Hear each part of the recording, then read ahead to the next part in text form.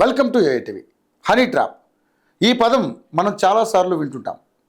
మన శత్రు దేశాలు అందమైన అమ్మాయిలను ఇక్కడ అబ్బాయిలకు ఎరగవేసి మన రహస్యాలను తెలుసుకుంటారు. ఇలాంటి సంఘటనలు చాలానే జరిగాయి. పెద్ద ఎత్తున ప్రచారంలోకి కూడా వచ్చాయి. ఇప్పుడు ఏపీ రాజకీయాల్లో సంచలనంగా మారిన నెల్లూరుకు చెందిన అరుణ అనే ఆమెపై కూడా హనీ ట్రాప్ ఆయుధం అనే ఆరోపణలు వస్తున్నాయి. ఇందులో నిజమెంత? హనీ ట్రాప్తో చేయగలదా? అంటే సాధారణ బొటిక్ నడుపుకునే మహిళ హోంశాఖ సెక్రటరీని కూడా ఎలా ప్రభావితం చేయగలిగింది? వైసీపీ హయాంలో ఎలా చక్రం తిప్పగలిగింది అనే ప్రశ్నలు వ్యక్తమవుతున్నాయి.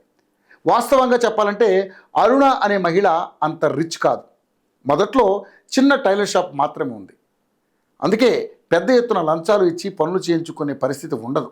మరి ఆమె ఎలా పలుకుబడి సాధించింది? ఈ డౌట్కు ఆమె బ్యాక్గ్రౌండ్ గురించి ఆరా తీస్తున్న పోలీసులకు కీలక విషయాలు తెలుస్తున్నాయి. ఆమె ప్రధాన ఆయుధం హనీ ట్రాప్గా అనుమానిస్తున్నారు. నెల్లూరు అరుణ వైసీపీ హయాంలో ఏకంగా ఓ ఎస్పీని గుప్పెట్లో పెట్టుకున్నారు. దిశ ప్రచార యాప్కు ప్రచారకురాలుగా ఉన్నారు. ఆ చిన్న హోదా కోసం ఏకంగా ఎస్పీనే సిఫారసు చేశారని తెలుస్తోంది. అప్పటి నుంచి ఆమె పోలీసు వ్యవస్థతో ఓ ఆట ఆడుకున్నారు.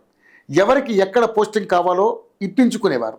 చివరికి జైలు నుంచి పారిపోయిన శ్రీకాంత్ను 4.5 ఏళ్ల పాటు దందాలు చేసినా పోలీసులు పట్టించుకోలేదు. అంతా అరుణ ప్రభావమే.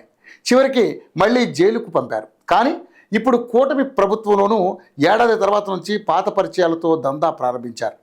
2 ఎస్పీలు వద్దని చెప్పినా నేరుగా హోం సెక్రటరీ నుంచి పెరోల్ ఆదేశాలు వచ్చాయంటే చిన్న విషయం కాదు.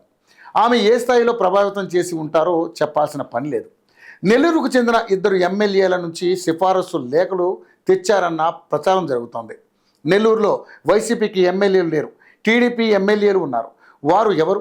ఆమె ప్రియుడి పెరోల్ కోసం ఎందుకు సహకరించాల్సి వచ్చిందన్నది తెలియాల్సి ఉంది. అయితే ఎమ్మెల్యేలు చెబితేనో హోం సెక్రటరీ పెరోల్ ఇవ్వరు. ఏ స్థాయి ఉన్నతాధికారి ఆమె కోసం పెరోల్ మంజూరు చేయించాడో తెలియాల్సి ఉంది. డబ్బులు ఇవ్వడం కన్నా హనీ ట్రాప్ బెదిరింపుల ద్వారానే ఆమె పనులు చేయించుకుంటుందన్న ఆరోపణలు వస్తున్నాయి. నెల్లూరు అరుణ సోషల్ మీడియాలో చేస్తున్న హెచ్చరికలు సంచలనంగా మారుతున్నాయి. శ్రీకాంత్తో పనులు చేయించుకున్న వారంతా సైలెంట్గా ఉంటున్నారని, వారంతా ఇప్పుడు ఎందుకు మాట్లాడడం లేదని ఆమె సోషల్ మీడియాలో పోస్టులు పెట్టారు. వారు నోరు విప్పుతారా, తాను అంతా బయట పెట్టాలా అని ప్రశ్నిస్తున్నారు. అంటే ఆమె దగ్గర చాలా విషయాలు ఉన్నాయని అర్థమవుతుంది.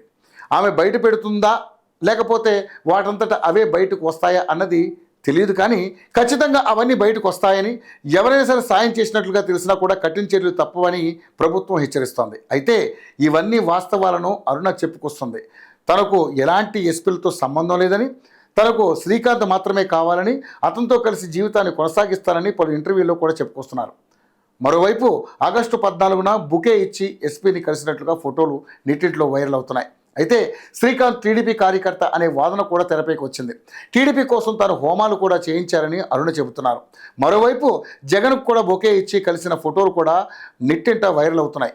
వీటి ఆధారంగానే ఆమెకు ఎంత పలుకుబడి ఉందో అర్థమవుతుంది. అంతేకాకుండా దీన్ని తాను ప్రీ పబ్లిసిటీగా భావిస్తున్నట్లుగా చెబుతుంది అరుణ.